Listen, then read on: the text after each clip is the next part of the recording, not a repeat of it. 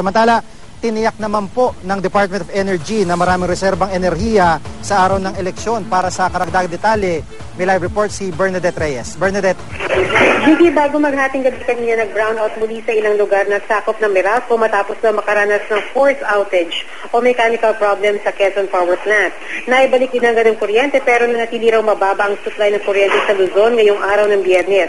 Ibig sabihin, kung may malaking planta na hindi makalikha ng kuryente, maaari na naman magka-brownout sa ilang lugar. Pinaandar na raw ang Quezon Power Plant pero kakaunti pa lang ang nalilikhang kuryente. Sinabayan pa raw ito ng iba pang problema sa iba pang planta sa Luzon. Ang Calaca Power Plant Unit 2 halimbawa, kung saan hinihinala nagsimula ang problema na nagresulta sa malawakang brownout noong Miyerkules, hindi pa rin pinapaandar. May mga planta rin daw na naka-plant outage o nakatakdang mag-shutdown para sa maintenance ngayong araw.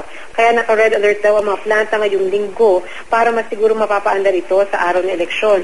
Tuwing araw naman daw ng eleksyon, Gigi, dahil walang pasok sa mga opisina, mababa ang demand sa kuryente. Sa araw ng eleksyon, inaasahan na nasa 6,100 hanggang 6,200 megawatts na pinakamataas na demand sa kuryente sa Luzon. Ayon sa Department of Energy, sobra-sobra raw ang reserba dahil mahigit 8,000 megawatts ang karaniwang supply ng kuryente, kaya malabo raw maulit ang brownout sa Lunes. Pero umaapil na pa rin ang DOE at ibang ahensya na magtipid sa pagkonsumo ng kuryente.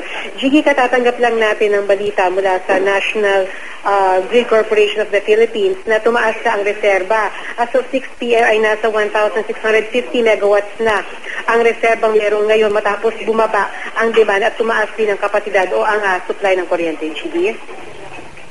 Maraming salamat, Bernadette Reyes.